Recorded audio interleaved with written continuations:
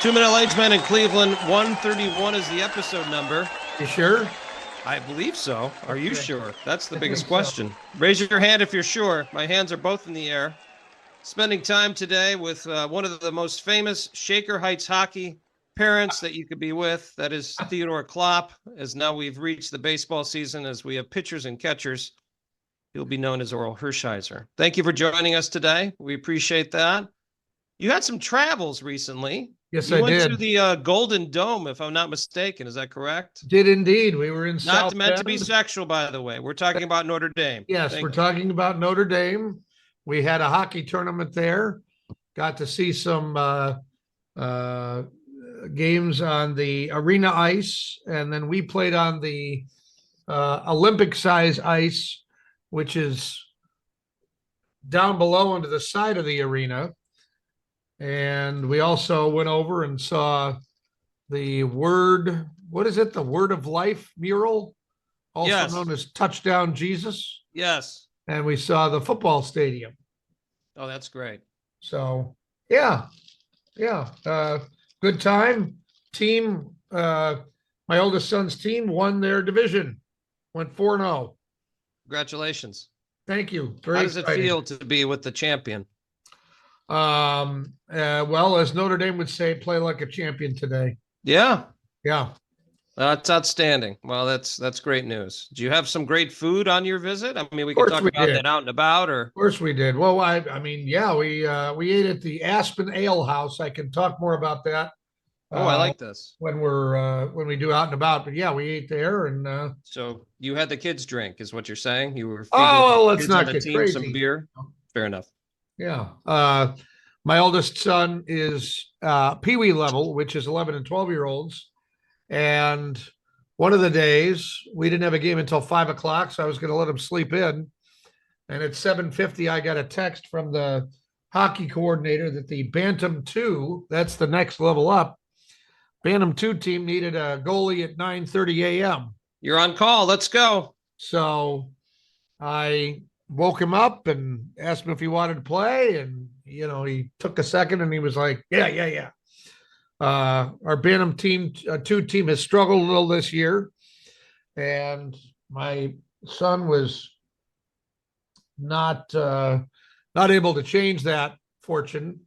9-1 was the final.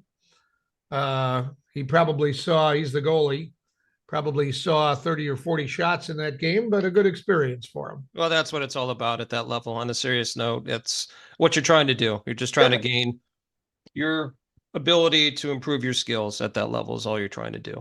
Well, he's technically 3 weeks from being a Bantam. So it was a good experience. And, I asked him after the game, I said, what was different? And he said, well, the shots are faster and the kids are faster. And I said, well, guess what you need to do? And he said, I need to get faster. I said, yep. Yep. So It'll be a situation soon enough where the game will slow down for him. That yeah. just happens. Well, we'll talk about more about stuff and out and about, but a couple quick things for Cleveland that I found here, Ted. I'd like to bring some tidbits up to you when I find it out. Please. Yes. They're going to be shooting a pretty famous movie in Cleveland here in the next couple months, Superman Legacy, that'll be coming out in 2025. We've been famous because of the tax credits in our area, specifically Cleveland, where people are shooting movies. So I remember we had Bob Ruggiero on at one point in time, and he was talking to us about shooting movies in this area and the tax credits and all that. So that should be super exciting. And then a very interesting story that I came about today, and I wanted to talk to you. It's somewhat serious. Bike Cleveland, which is a group that kind of does studies on people with bikes and all that stuff. As I talk to you right now, and you're completely undressing. This is a bit uncomfortable for me, but it's okay. We'll continue to go. 550 people in 2023 in the confines of the Cleveland area were either hit on a bike or as a pedestrian. Okay. 550. 133 people were on bikes. 39 kids on bikes were hit. That is just ridiculous. 382 pedestrians were hit. 40 kids walking. 13 people in wheelchairs, and 22 people on scooters. Were you one of the people on scooters, by the way? I was not. But on a serious note, This is quite alarming. I know 550 based on the population of Cleveland seems like a low number, but my gosh, my 2 cents on this, these people that got hit, people are in a hurry and aren't paying attention. Let's be Well, honest. yeah. Nobody crosswalks are just lines on the street. They're not really, nobody pays attention to those. And, for that matter, stop signs and for that matter, traffic lights sometimes in the city of Cleveland seem to be nothing more than suggestions. Yeah, and this is a national Frustrating. thing. Yeah, it is very frustrating because being in Medina now and all that, it's more the same. You really have to be cautious of crossing the streets and all that because people are blowing through red lights and all that. I guess my 2 cents is when you approach when you approach a stoplight, you're at a crosswalk, you see kids on bikes, you see people walking, just give them a break, man. I just, it's not worth accidents and things like that. And the one that's super alarming, how are you hitting a person in a wheelchair? Oh my gosh. Is that the lowest of the low? Let's be honest. I mean, poor person's trying to get across the street and you hit them with your car. I mean, I That's don't know. That really now, hit home for me. So, now, a law, not a part of this study. How many of these situations involved alcohol or drugs? great question, Ted. Yeah, I Don't don't know. know. And Yeah, that could great be question. on the part of the driver, could be on the part of the pedestrian or the person Yeah, in the wheelchair. Who knows? sure. So, But certainly it's alarming numbers, and we just need to be careful when we're driving around, as we've talked about in the past. That's indeed. my rant for the today. Thank you. All right, we're all set. We're done, I think. Do we have some jersey numbers for today? I would love to give you some jersey numbers. I would like to start with the Cleveland Cavaliers. The Cavaliers, 31. 31. Wow. I got nothing. I'll read these off. These are some pretty Okay. good names. Randolph Keys, Okay. J.R. Reed, Okay. Ricky Davis, who tried to get himself a triple-double by trying to get his own rebound on a shot that he missed. Scott Pollard, he's been in the news recently. He just had a heart transplant. Wow. I saw him on Twitter. He's doing okay. Jawad Williams, who's the pride of St. Ed's, he played for us. Not Steph Curry, but Seth Curry played for us for a bit. Deron Williams, Sean Marion, and Yeah. probably one of your favorite players right now, who's just outstanding, and I'll talk about him and out and about, Jared Allen. Jared Allen. Yeah. About your Guardians. 31. Was Chuck Finley 31? Well done, sir. He certainly Okay. was. Along with Jim Perry, who was Gaylord Perry's brother. Right. A guy I always have trouble saying his name just because it's such a sad story. Steve Olin, Oh, Dave Winfield, yes. Brian Anderson, who is local. He's from Elyria, is he not? Wasn't he a Elyria guy? Well, I You know covered him. he went to college out in Lake County or something like that, East Lake or somewhere out there. But I don't know. I know he's local. Cliff Lee, Danny Cliff. Salazar, which he never amounted to much. Holy cow! Josh Naylor, he wore that jersey for a bit, not that number anymore. My favorite Cleveland Indian. You sicko. And then Sam Henches. The best part of this is my kids. I'll say, if Josh Naylor, what's his brother's name? Bo. I say, oh, my favorite Cleveland Indian. And my wife will be sitting there and the kids say, why is he your favorite Cleveland Indian? I say, ask your mother. How about a Brown? Do you know a 31 Brown? I do know a 31 Brown. Mighty Minnie. Frank One of the Minnie. best. One of the best. Ahead of his Now, time. was Steve Oliphant the 31? He was not actually. Oh, okay. Yes. 31. Oh, Jamal Lewis. I don't have Jamal Lewis as 31 Oh, for some reason. well, I okay. thought he was too, to be honest, as I think about this, but I know Willie Green was 31 with the Ravens, but maybe when he came here, he was not. He was a different number. Yeah, I think he was. Willie Green was. Oh, yeah. I was trying to think of a running back. There you go. Fast. Al Gross. Okay. Cleo Miller. And Dante Whitner, another pride of Cleveland, who Mm, played some safety for us for a year. He had a nice career in the NFL, played about yeah. 12 years. So Wow. that's your jersey update We're for not going to number do 31, Mr. Klopp. any Cleveland Crunch or Cleveland Monsters with this. That's out for the. Not at this time. Thank you, though. Okay. We can try in the future. I've tried with the crunch a couple different times, and the number systems are weird. So we'll leave it at that. Hector served me some marinara. What number was he? I couldn't tell you. Okay. How about Otto Orff? Do you know his number? Zero. Otto zero. Yeah. Yeah. There you go. I still can't believe they must have had an agreement with Lucasfilm to be able to do all that Force stuff. I would think so. There had to be some kind of discussion because there's no way you're just going to do that without saying anything. But that was still, in my opinion, one of the coolest things that was I'd seen at a game. hands down, So. hands down. I mean, 40 years later, you and I still remember that. Yeah, they packed that place. Yeah, They just packed it. Yeah. 100%. Well, coming up on this week's show, we have all right, we have some alliteration. Ken, you ready for this? Ready. We have matches, maggots, and memorabilia. Wow. Okay. A missing item is found. A mysterious disappearance has yet to be solved. All that and more. There's another M coming up. And now, a woman's perspective. How do men define a 50-50 relationship? We cook, they eat. We clean, they dirty. We iron, they wrinkle.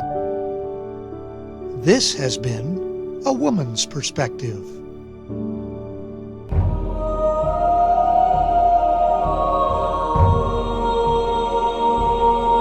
Overachievers now, Ken, a California man, owns more than 10,000 pieces of Transformer memorabilia. Okay. Because of that, Mike K also owns the Guinness World Record for the largest collection of Transformers.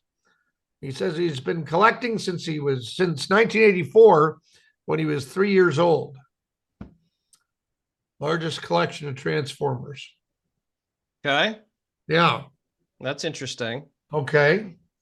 I'm having trouble with my screen today. I Oh. can't. Okay, hold on. Nope, hold on. This is my issue. Well, the viewers would be super excited for this. Can't use technology, Ken. We'll Good just edit job. this part out.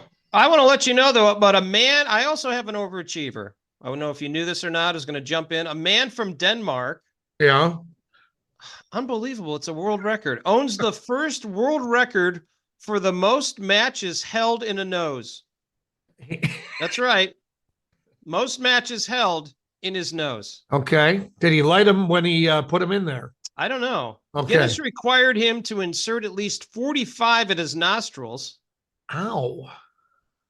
Peter Van Tagen, Buskoff. Well, he's got 4 names. I like this.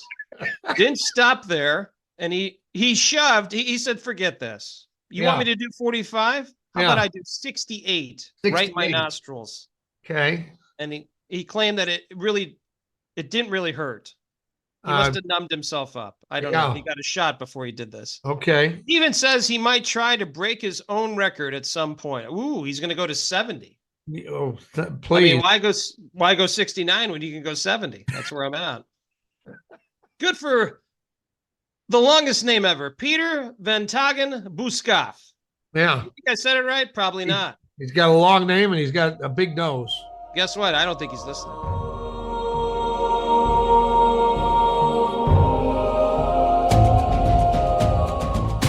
Cleveland! This is for you! Time for more sports history. Let's bring in the professor, Dr. Dusty Sloan. Ted, I've known Dusty for nearly 30 years, and I'll be honest with you, this topic, we might not have to ask anything after we just mention the comments we're going to make, and we'll just probably sit back and listen. We're going to talk about the rift between the Cleveland Browns owner, Art Modell, and head coach Paul Brown, which reaches a boiling point, and the Browns fire Paul Brown back on January 7th, 1963. I'm going to step away and listen to Dusty go on a tirade. All right. Thanks, guys. Yes, you said the 2 magic words, Art Modell. I'll take a deep breath here before I begin. I thought about it before we started taping this. Everybody always said how great Art Modell was as an owner with the whole television contract in the 70s, Monday Night Football, the whole thing. But there's 4 big things that Art Modell did that make him probably one of the worst owners in the history of the NFL. This would be the first one. The second one, of course, was getting rid of Marty Schottenheimer after the 88 season when he wouldn't give up offensive coordinator. The third one was releasing Bernie Kosar. And the fourth one, obviously, was moving the team to Baltimore. So he took away our team, obviously, almost 30 years ago. It's taken this long for them to be any good. So obviously he put a hex on them afterwards or did something. But going back to the topic at hand, how dumb do you have to be to get rid of Paul Brown after what he did for that organization? And I understand that Art Modell didn't hire him. He was there long before Art Modell got there. But Paul Brown, I mean, it almost defies description how dumb it is to fire somebody like Paul Brown.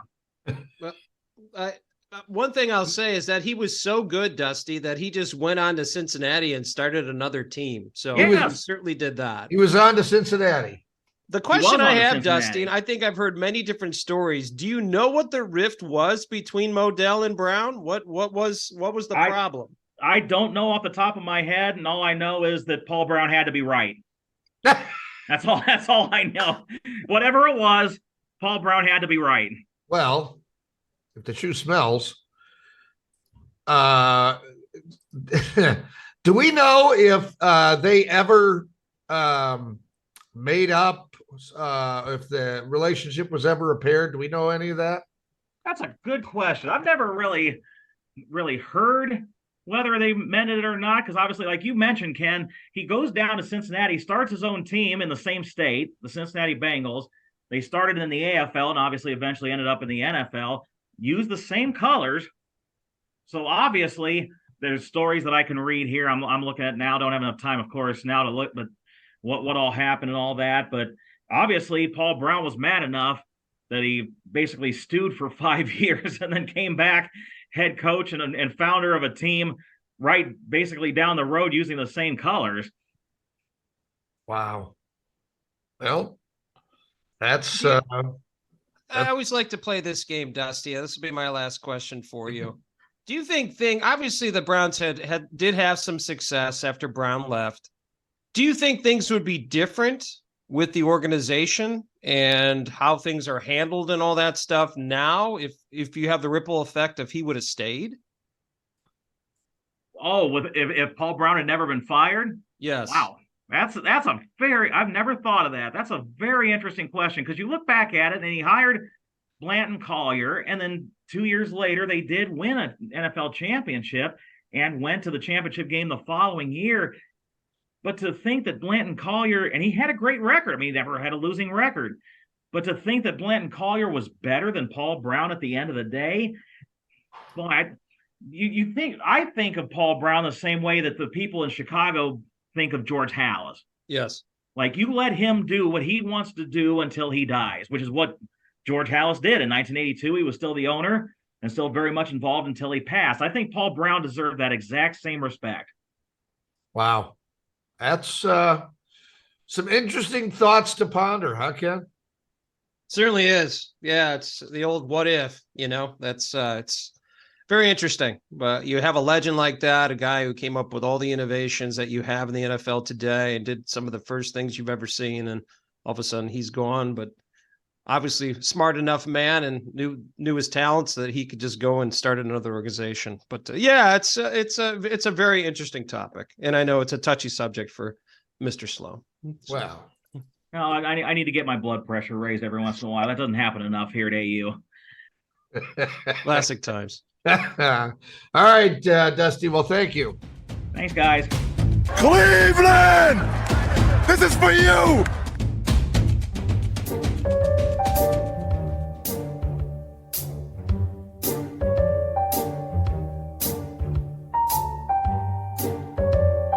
Ted, we were pounding, and I mean pounding, the pavement in Cleveland, the outskirts of Cleveland, in Columbus, Ohio, filling our stomachs with so much great food and drink.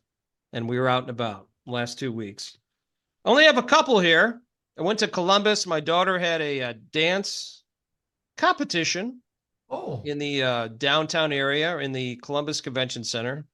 Nice experience. I was not ready for that, but it was fun. We have a few more competitions to go to. We'll be going to Mason, Ohio, which is right near oh, Cincinnati. We're going to Pittsburgh, and then we'll be going to Sandusky. okay. But yeah, very nice. I will say on the way back, wanted to get some food. It was an all-day affair. I got there about 2 and it ended about 6:30, 7 o'clock. Have you noticed this? When you go to a fast food place in a smaller town, it seems like it goes much better than in a bigger town. We stopped in Fredericksburg or Frederickstown, home of the Freddies. We used to cover some scores and more. Stopped there and got some food at we were at a Wendy's. Oh Okay. my gosh, the people couldn't be any nicer. We got our food real quick. You know what I mean? It's just that specific small town hospitality. It was wonderful. Went Can't to a beat couple. What's that? You can't beat it. If you can't beat it, then join it. So I Well. think I might be working for them. Might be a fun place to go to Wendy's in Frederickstown. I went to the local bar in Strongsville. That's the name of it, not just a local. And then Mulligan's. Recently I went to Mabel's. When's the last time you've been to Mabel's on East 4th Street? The Michael Simon barbecue place. I think I was there with you once. I think you were actually. I was there a couple nights ago with a couple customers, and my gosh, what a great place that is. Easy to get in. The food is great. I really enjoyed myself. It was wonderful. And then took in the Cavs, the Cavaliers, a couple weeks ago when they played the Sixers. It was actually a game that they lost. My daughter performed before the game with her dance team and all that stuff. Nice. It had been a while since I've been to a Cavs game. My gosh, is it such a great atmosphere for families. They really do a nice job. You can download an app at the beginning of the game. You just hit this QR code. And then when they do the announcements, the different players show up on your phone as they announce them. What? Yes. I've never seen anything like that in my life. I was like a kid in a candy store. I sat with my son and he was looking at me like there was something wrong. He's like, why are you so excited about this? I go, this is the coolest thing I've ever seen. The announcer would say the person's name and it would show up on my phone. And then you could be part of like the beginning of the game and all that with, your phone will go off or a light display and all that stuff. I'm telling you, they do a really nice job and the mascots are fun.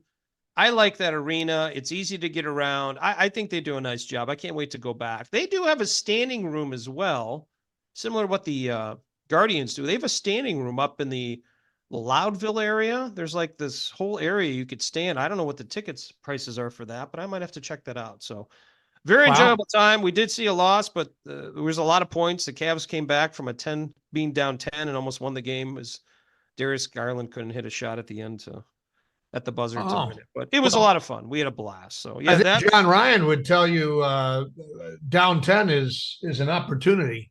It is an opportunity. Yeah. Got some runs.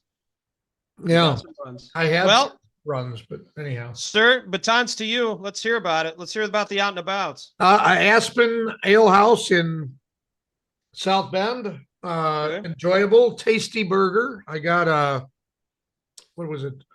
Bacon, Swiss cheese, guacamole. Sounds healthy. Very tasty. Oh yeah, but it's yeah. Yes, this was I'm sure this was from the lean beef section of the of course. Yes. of whatever they good. got. Yeah. Had a couple adult beverages with that. That was good. Also just enjoyed our time at Notre Dame. Neat facility. The tournament screwed up. So our bracket had 4 teams in it. Okay. And so by the time you play all the other teams, you have a finals matchup and a consolation matchup, right? Yep. Well, if both teams are playing within 5 to 10 minutes of each other, which team do you have play on the arena ice at Compton Ice Arena? I mean, from my experience, I would think you'd want the championship teams to be playing on the ice. That'd be my call. They put the consolation teams on the arena ice. Oh, boo. That's terrible. Yeah. The disappointing part being obviously that the kids didn't get that experience to play on Yeah. that. But so Jeez, that stinks. anyhow, they won, so can't complain too much. So those were, and that's not the fault of Notre Dame. That's the fault of the tournament. Sure. So, what are you going to do? But they won. We had a good time. We also ate at, and I haven't eaten at this place hardly ever, if ever. Okay. Raising Cane's. Yeah, Raising Cane's. They have one Oh, in Rocky yeah. River. Yeah. Yeah. That the sauce that they have for their tenders is awesome and Yes. good stuff. You like the sauce, is what you I said? like the sauce. Good for you. All That's about great. the sauce. Was that your out and about? That's my out and about. That's all I got. That's what Well we- done, sir. Very proud of you. Way to venture out and bring some other wonderful things to our audience out there. And ladies and gentlemen, please get out and about. Make sure you tip your servers, waitresses, and spend your hard-earned money.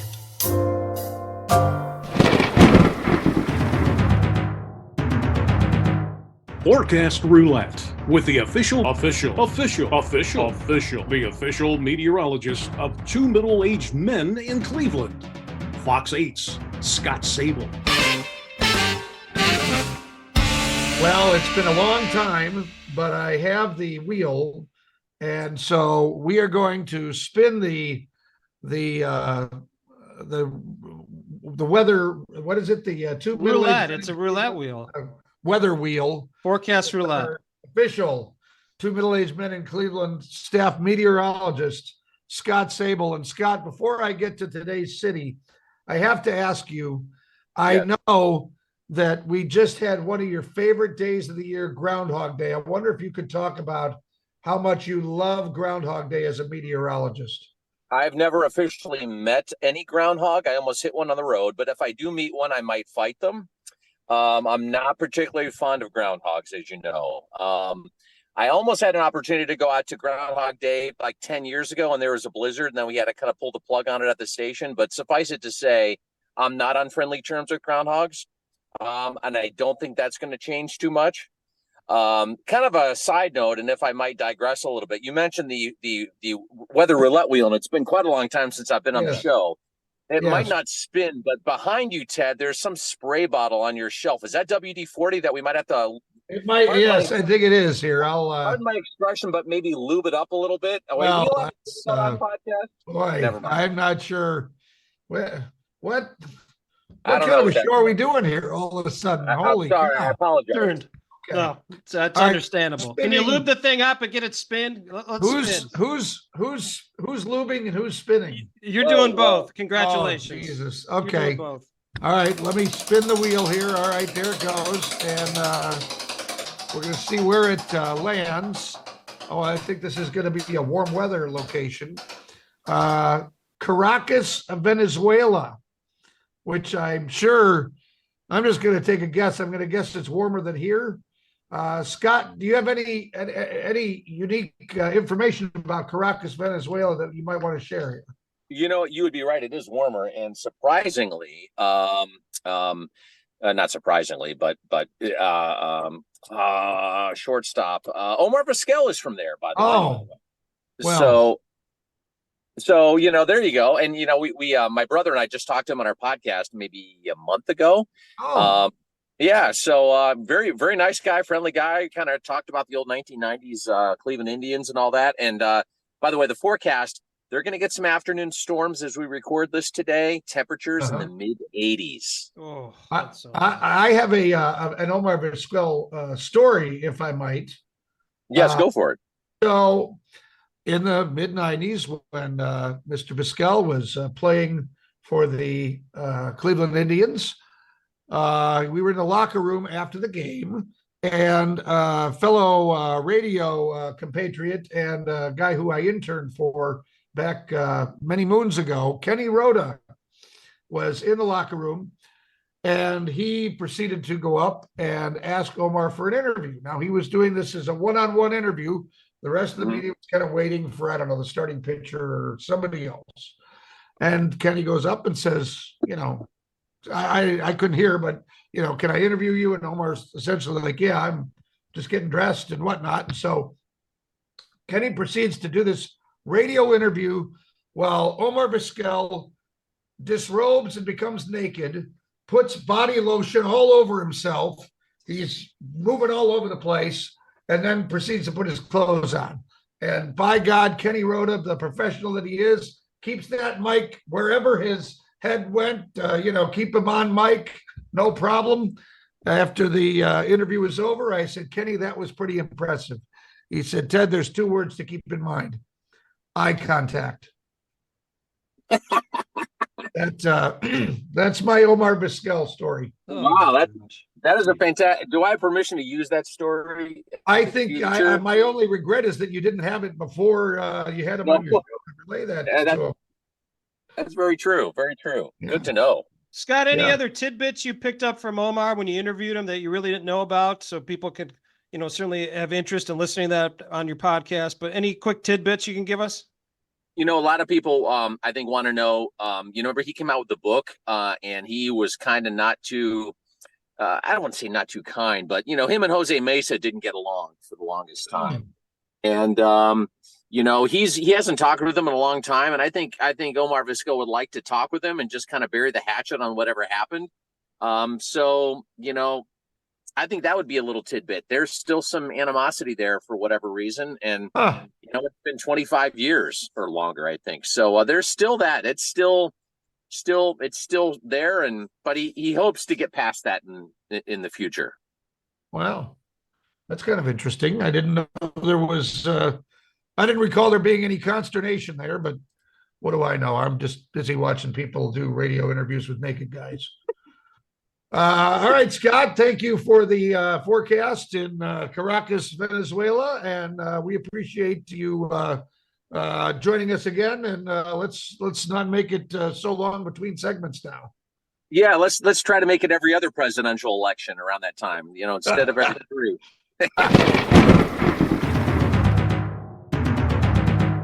Forecast Roulette with the official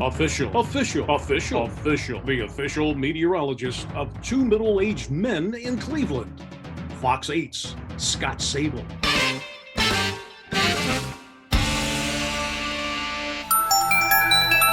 Ted, want to let you know that we have good news. And I know you like to hear that because most times we don't hear good news. We just hear bad news. Of course. But this good news is for a Canadian woman, Marcy Calloward. She accidentally dropped her wallet in the water while boarding a boat last June. It's unfortunate. Last week, she was walking with her husband on a beach near where the incident happened. As she was walking, something washed up on shore. I mean, this seems like a movie script. It was her wallet. The wallet was in very good shape with IDs, credit cards, and money still inside. Only the zipper was corroded. Wow. That would never happen to either of us. No chance. Not only would we lose the wallet, we'd go head first into the water with no change of clothes available. We don't have the luck of the Irish or the luck of the Canadians like Marcy does. So. No. Well, good for her. Absolutely. What a pain in the rear end it is if you ever lose your wallet or anything like that. My gosh, that's a disaster. Hats off, Marcy. Well done. Time to get your betting mind on and figure out what sport you want to wager on. But as our guest at this time always says, bet with your head, not over it. John Ryan is back with us again. And John, the big game, the big football game is done. But I think there's a perception that things slow down in sports betting. True or false? Is that not the case too much anymore? Well, that's a great question, Ted. Thanks for having me on, as always. I think it actually picks up for some of us pros because what's next? March Madness. Yeah. So it literally becomes the very next day, I start really taking deep dives into the conferences, starting to rank teams based on defensive and offensive efficiencies. So it gets very busy. The betting volume may come down a little bit ahead of March Madness, but we're in full gear now. You have NBA going, resuming Thursday. The PGA Tour is in full flight now. NHL is quite active every single day now. So there really is a lot going on. Wow. Now, here's a question back to like the big game or any of these other games or events related to sports where like, what color is or how long is the national anthem going to go at the Super Bowl? How do they allow wagering on that with the idea? I'm thinking of it from the standpoint of, whoever the singer is, if they really wanted to, they could take the over and sing really low. How do they control that? I don't know how they do because I've never really taken an interest in kind of being that ridiculous. Okay. I focused more on the game itself. Okay. We were very lucky. We had the premium bet was on the 49ers. That didn't work out so good, but what really saved the game was a 0.5 unit. It was half a unit prop bet on I can never say his name right. Not Juzik, but Juszczyk, the fullback for the 49ers. Sure. Yeah, I had said that, and I noticed this pattern with Shanahan. The first play of the game was a runner pass to McCaffrey, followed by him being targeted in the second play. So for the fourth straight game, the Super Bowl being the fourth consecutive game, they ran that play to McCaffrey. The very next play was the catch by Juszczyk, and bang, 28-1 prop bet hits. Wow. Which was our living room got pretty loud. I bet. The people we had over and everything else. It was, I don't think we've ever had a roar like that ever. Yeah. Even if we won the game, but that's what it's supposed to be. It's supposed to be fun where you take a $20 prop bet like that and you hit it. And it's not necessarily the monetary gain. It's the fact that you nailed it. Right. Because I was stunned. I was like, oh my God, this actually happened. Now, for those who might be new to betting, when we get into basketball and baseball, you're wagering. In basketball, you can wager on total points or wins. What are some of the other more popular things to wager on in basketball? Well, you have the side and total, like you say. You have first half, and then of course live in-game betting is my preference right now, especially in the NBA. And that is good old Manny here in the background. He loves talking about dogs, so I apologize for that. But live in-game betting. You think about it in the NBA, there is easily 10-point swings by both teams during the game. Many of these games have unanswered 10 or double-digit streaks, right? So if that happens against the team that you bet on, it's actually an opportunity where most people think, oh, no, I made a bad bet. No, it's an opportunity to get even better pricing than you would have pre-flop. So I've been teaching clients to bet 50% pre-flop up to 70% pre-flop and say we do 70% on a $100 bet. That's obviously $70. And then you take 15% of that and define your levels before the game starts. You must have a plan in place of what you're going to do. You can't execute a good live in-game bet during the game, if that makes any sense. Once the game starts and you try to bet live in-game, my humble opinion is that you're probably going to lose money. Sure. What about baseball? How do you, I mean, obviously Pete Rose did it, but how do we bet on baseball? Well, we don't just bet on our own team either. We do bet on We bet on all kinds of teams. The mascot doesn't matter. I've often said with Ken and you that I don't bet on mascots. Period. I bet on teams. I bet on situations. It could be the worst team in the league that comes up on the models, and they might be a plus 250 dog, but they're going to be a bet, and that's how we grind it out. So in baseball, what I learned over the years and what my models are slanted to is identifying dogs on the money line, because that is truly, in my opinion, the only way that you can make money in baseball. If you do what is commonplace with the public bettor and new bettors right now, what are they going to do? They're going to bet favorites. And if you think about it, if you bet a minus 200 favorite and it loses, you have to win 3 in a row now to be profitable. You have to win 2 in a row just to recover from that loss, because $100 on a minus 200 line is minus 200. You have to win both of them next. If you lose any of them and they're favorites again, suddenly you're down, as much as $500-600 on 3 bets.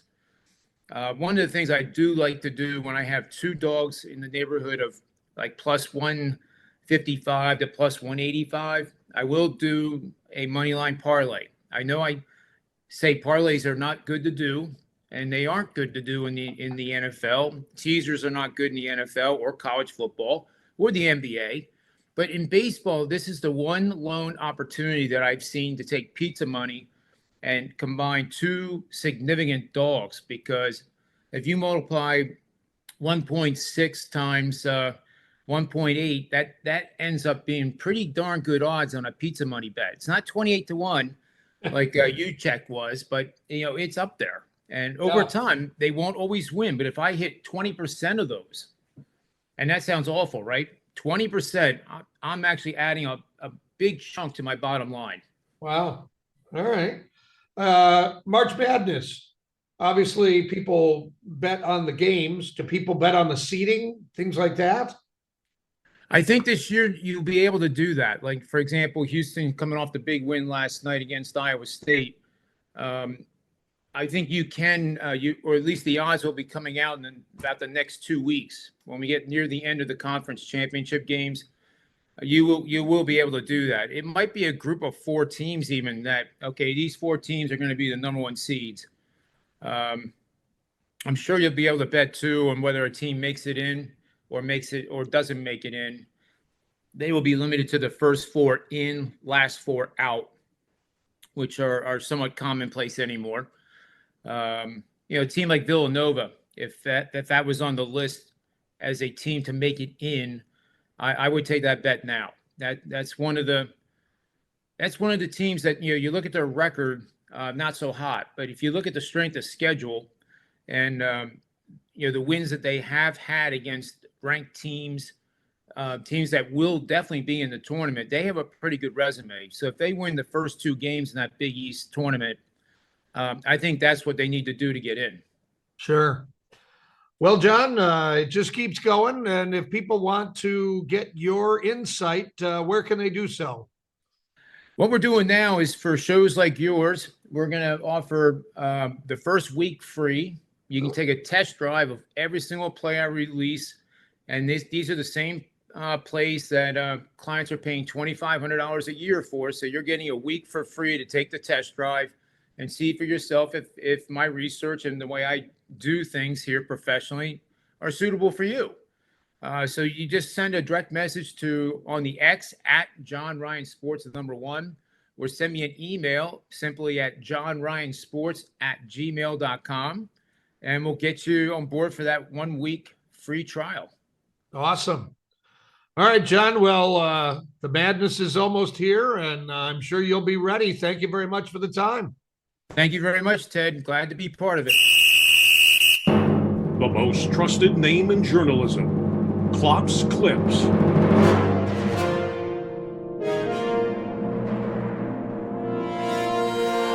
Ken, the voice of reason and sanity in an otherwise crazed world. Here we are with some more news and notes that you may not have heard. Did you know that an East Cleveland man convinced lots of people that he was a prince with lots of business connections to world leaders. No. Oh, boy. He even served as East Cleveland Mayor Brandon King's international economics advisor. Wow. He pulled this over on the mayor. Turns out he tricked everyone to the tune of 10 million bucks that people gave him for bogus businesses. 41-year-old Zubair al-Zubair and his brother now face about 24 federal charges, including wire fraud, bank fraud, money laundering, harboring a fugitive, and just not being nice people. Holy cow, that's crazy. That's right here in East Cleveland, man. Yeah. Wow. How about that? Unbelievable. I'm a prince. Just take my word for it. I'll give you $50. Okay. A Delta Airlines passenger on a flight from Amsterdam to Detroit got an unpleasant surprise when about a dozen maggots fell out of an overhead bin onto the woman, who understandably freaked out. Flight returned to the Netherlands while flight attendants worked and discovered a rotting fish wrapped in newspaper as the source of the maggots. The fish and the newspaper were put into the luggage that they got onto the plane in. The luggage was to be burned. A passenger, a man, did claim ownership of the smelly stuff. There is no word on why he took it on the plane or what happened to him. Well, it's a special fish, I guess.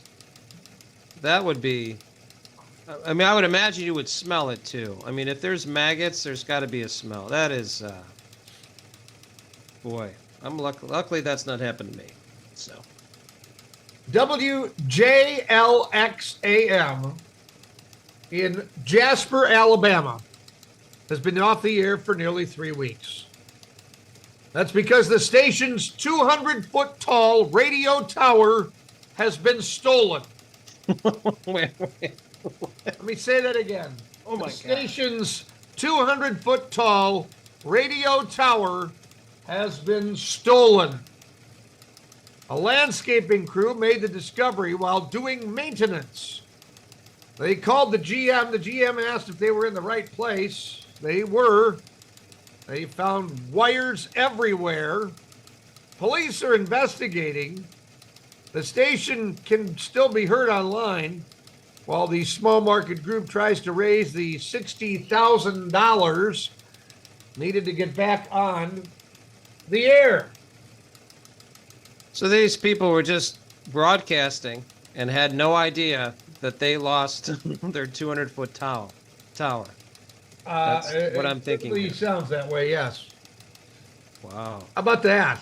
That's I guess you just scrap that. I mean, I don't know what you're gonna do with it. Well, what I want to know is, I don't know, how many people? This sounds like a joke. How many people does it take to take down a 200-foot? Great question. Radio tower, and I don't know. Is there no electricity? And that's a great question too. Yeah, I would think there'd be something. And you don't have a fence around it with some barbed wire or something? I mean, come That's on. not. I mean, I've seen other towers around, and yeah, it's not exactly easy to get to them. So. I mean, I understand barbed wire probably is not cheap, but Right. I'm sure it isn't 60 grand.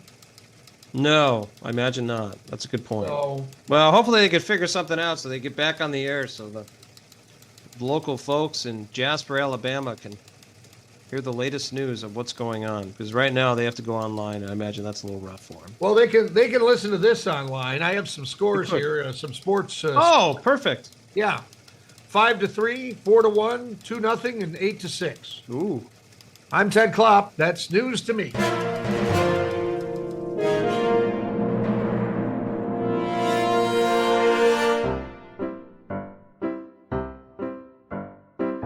Oh no, not a dad joke. What is Cupid's favorite band? I don't know. Kiss. That joke was horrible. We're coming to the end of episode number 131. Love those dad jokes, Ken. You know where I got this one? No, where did you get this? On a sign in the men's room at the ale house, the Aspen Ale House in South Bend, Indiana. That's outstanding. Was there a phone number next to it too, or no? There was not. Okay. They just It's usually that's the numbers I call. They just had dad jokes. That's awesome. I love it. So, God, we were busy this week. We had Sloan, yeah. we had Ryan, Mr. John, and then we had Sable, who we've not had him for a while. He's insane. He is a funny dude. Yeah. Many people don't get to know him very well because they just see him doing the weather, but he's a lot of fun. Yeah. Do you think he calls these other, I mean, I've asked him this question before. Do you think he calls these other meteorologists and stuff and they kind of get together and shoot the what about the weather, or no? Is he calling Jeff Tanchek or Mark Johnson? Didn't Jeff Tanchik used to make wagers with other local meteorologists on who would have the most accurate forecast? Yeah. Yeah. Jason Nichols is he calling Jason Nichols up and they're slugging down a beer? How about Betty who's at Channel 3? Betty Betsy Kling, man. Betsy Kling. Betty. Yeah, I like her. Betsy. I'll be honest, we're pretty blessed with the weather people we got. I mean, look at all the ones we've named. Most people can't even name one weather person. We just not a terribly good situation, but kudos to Holly Strano, who's now back on the air. She, well documented, had a DUI and fortunately didn't hurt herself or anybody else, and spent some time off the air and went through, I guess, rehab. I'm sure if you're curious, you can go on her social media and see what she said about it. But could have been a lot worse, and glad that that seems to have worked out. 100%. Hats off to her. That not an easy situation. Everything was well documented in. There's crazy videos and all that stuff. I'll be honest with you. Some of that stuff really turned me off. She had an issue. She's corrected it and she's got herself back on track, and, hats off to her for doing all that. And it's support to WKYC as well. They could have turned her back and said, hey, you're done, but they didn't do that. They took a negative situation and turned it positive. So hats off to them. What I know you've been very busy with work. How are things otherwise? I mean, school's good for the kids and business has been good for you, correct? This is good. We're rolling right along, and we have one hockey team in the playoffs this weekend. Oh, we're in the semifinals. We play Elyria. I'm sure the nice folks out in Elyria, but our kids are ready to do what it takes, as far as I know. We're in the playoffs now. We're playoffs that far into the season. So you got a couple weeks left, right? Is that what you're saying for hockey? We have at most 2 weeks. Okay. We have semifinals, and if we win, we go to the finals. Wow. It's amazing. It seems like the year's just flying by. I saw when I was at the Cavs game that they were already promoting the MAC tournament, which is, I think, the week of March 13th. I can't. That's insane to me.